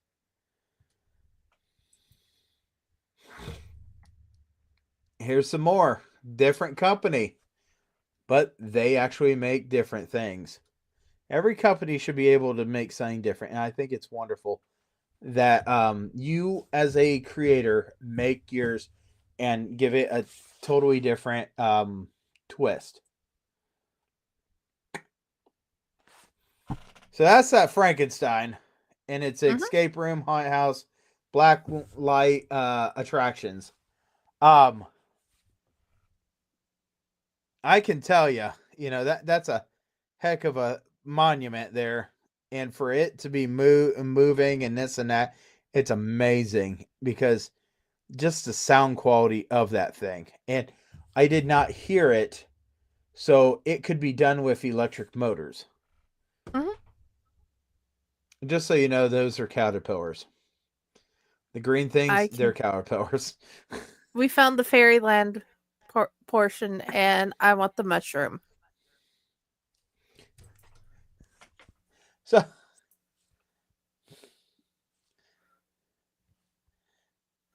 just so we know, this is that same photo I sent her, and you can even see that the quality is a lot better on my phone. Yeah. So it wasn't me. It's all I know. This is how I received it when you sent it through text message. Oh my gosh. I need to resend them all to you. That way you get better photos for you. That way you can understand. See, that one came through. Yeah, that one. Let's bring And it back up. That's a Beastcraft. yeah. This is That's another of the outside. front. Yes. This is part of the Christmas stuff. Well, this is where the Christmas and Halloween mixes. And this is like, oh, I want Halloween, but I don't want it to be creepy. This is the stuff that you're going to buy. You could buy this for your pumpkin patch. And kids would be like, oh, look at this.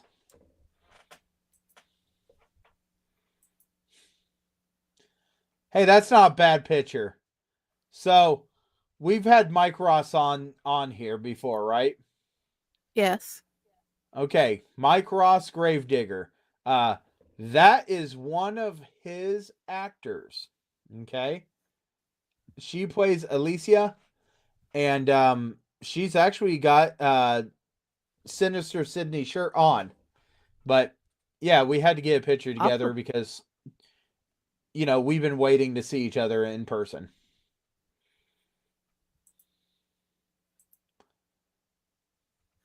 This is interesting, okay? So there's 3 things I never thought I was going to see at this thing, okay? 1, I didn't think I was going to see as much Christmas stuff, even though there was a Christmas show there, okay? 2, I never thought I would see these guys. And 3, because this is a miniature golf. It really is. It's a company that makes miniature golf systems that you can actually buy and give your haunted house or your pumpkin patch something fun for people to go through. And the 3rd one was the United States Postal Service. Yes. Interesting. The United States Postal Service. Now that's a really good picture. Yes. I don't have the answer. I just know I've seen. I know, but it's making me want to bust my head against the desk here. I know. I can't help any of it. So that is some of the arms that were cash and carry for fright props.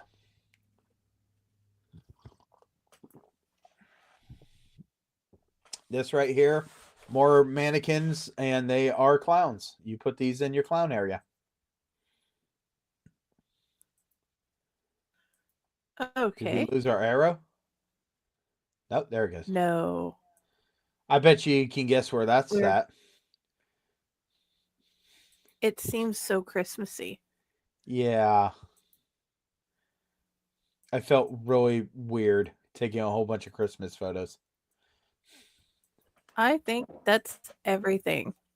Okay. So,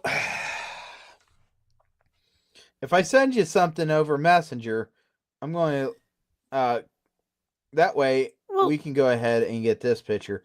Because this guy is a goofball. And he's been on the show. And, I love taking pictures of people when we're... What? The ones that you alternately sent me through Facebook Messenger, like I asked you to begin with. Yes, they do look better. Well, guess what? This one's going to go through Facebook Messenger. So next time, can we just do that? We can absolutely do that. Whatever. I don't know what happened where your text messages didn't like me. I don't know. By the way, Transworld is okay, I know what that is. Did I send that? I don't know. It just appeared out of nowhere. Okay, so one of the people that's actually trying to put this together, this show, was at Transworld, and I got to meet them. So this is actually something that, yeah. But see this guy? This guy right here? We know who this Yes. guy is, right? It's Troy, right? That is Troy. And I want you to know right now, I finally got my stress coffin. I got You my got your stress stress coffin. coffin? Yay. Yep. And I've been going like this. So yeah, Troy, I told him, hey, we need to get a picture together. He goes, absolutely. And it was so funny because I made a comment to him. I was like, you're a lot shorter than what I thought you were. And he goes, I know, right? But absolutely, Troy, it's been an honor meeting you. Troy is now working for a sculptor, a pretty famous sculptor. We've mentioned his name, I don't know how many times on this show. Yeah, that thing is like really awesome. Alan Hops. Troy works for Alan Hops now. It's something that maybe Troy can get us the connection. Maybe we can get Alan Hops. But this Someone is told you do. Not you, it. oh well, that once again. I don't know what we're doing.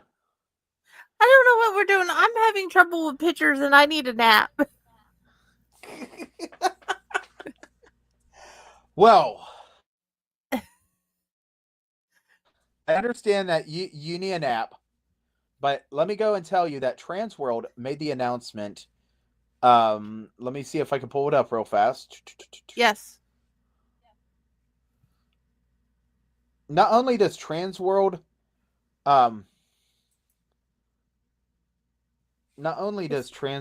go through and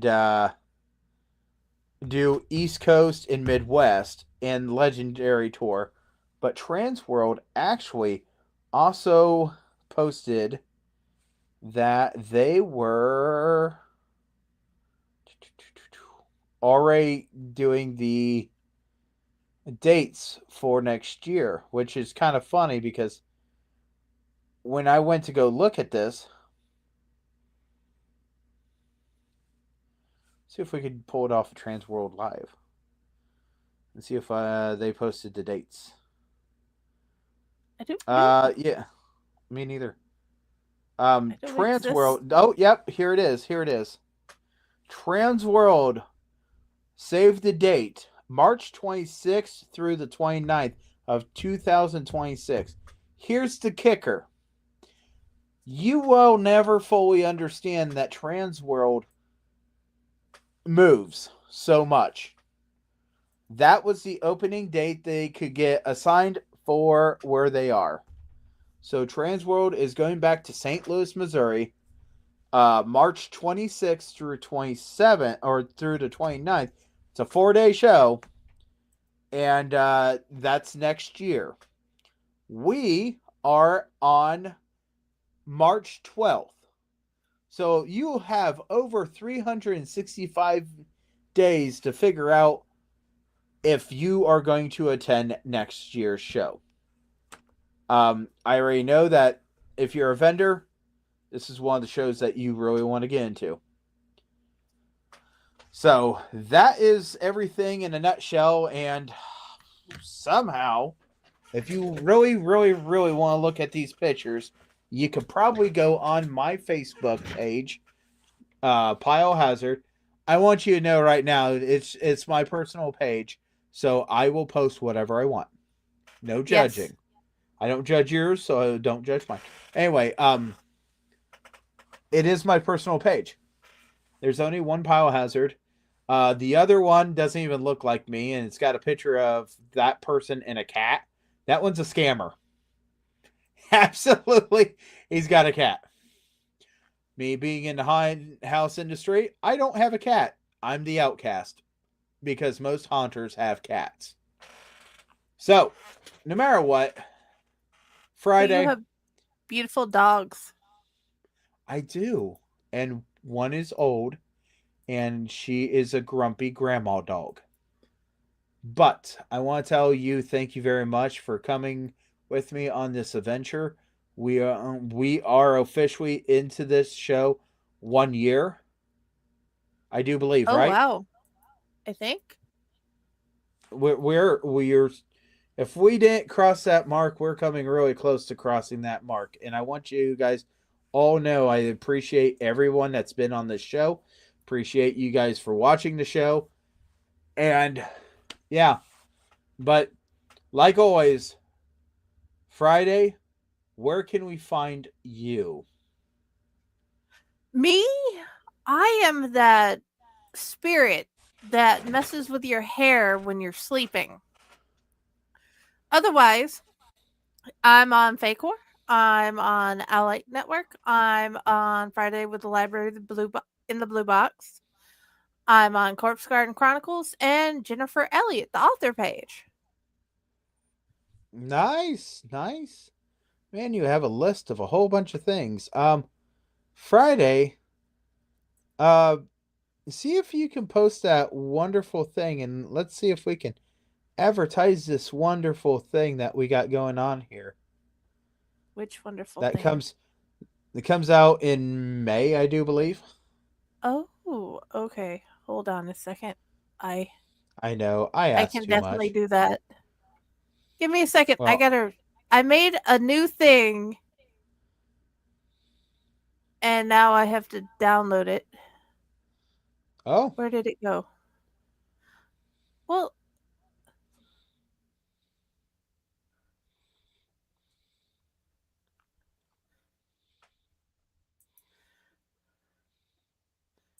because I lost it whenever I sent it to you, okay? oh, I lobster and never flounder. That's okay. That's good. It's a good song. I'm very good at floundering. Where did I? Ah, I know exactly what I can do to fix it. It's good because I can't find it on mine.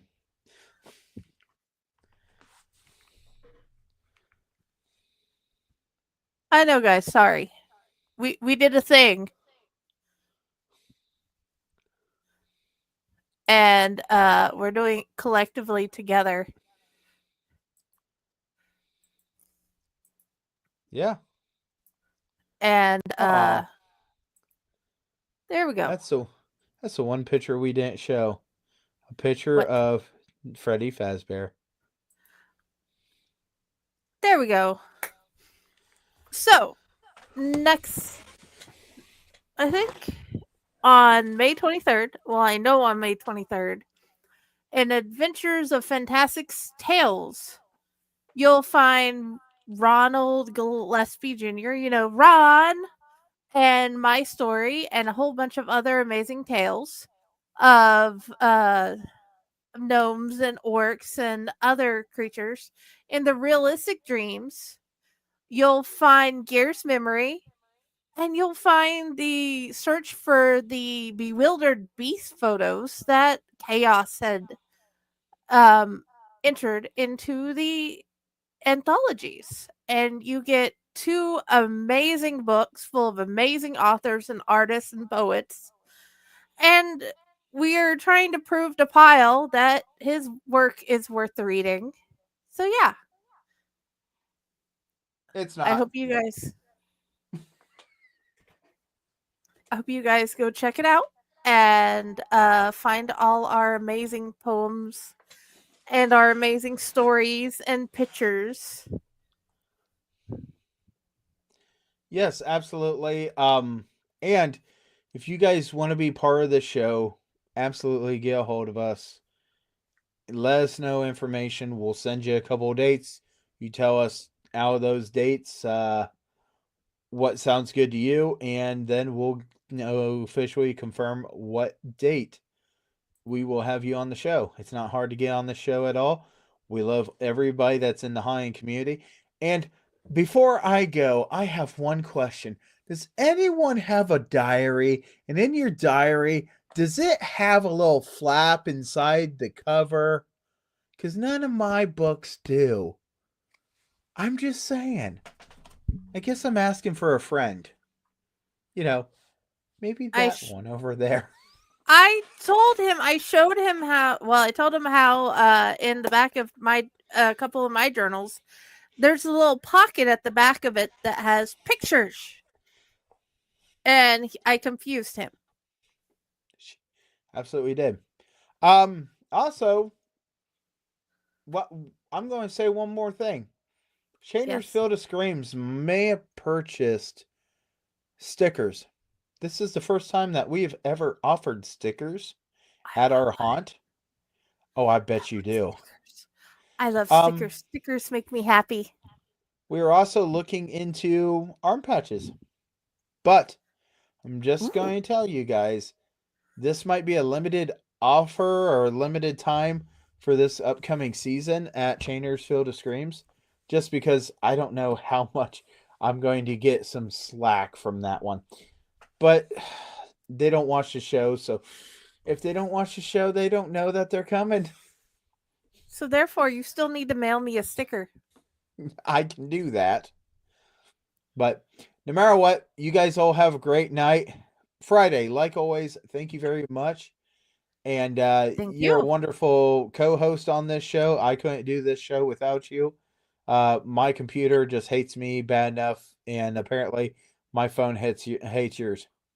Yes, and do you see this thing below our pictures? Thank you for being haunters. You make our world better, and we appreciate you. Oh, absolutely. Always remember, thank you from us for being haunters. And the haunting community is a wonderful haunting community. Apparently, I'm supposed to go to Pennsylvania this year. I know Saturday I will be going to Factory of Terror for their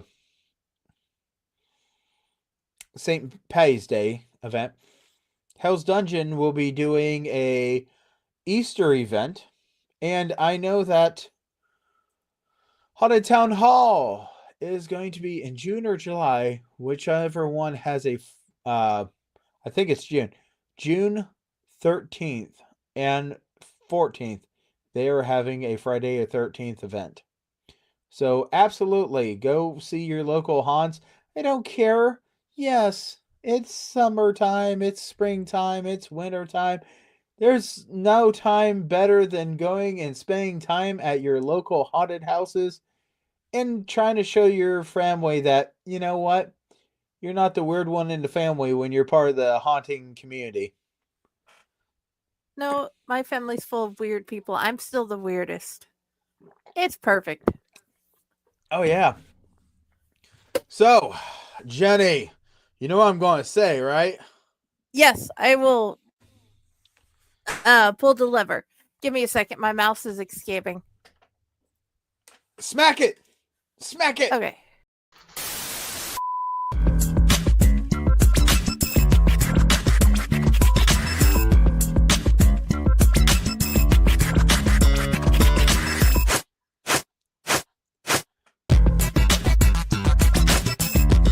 I love that guy!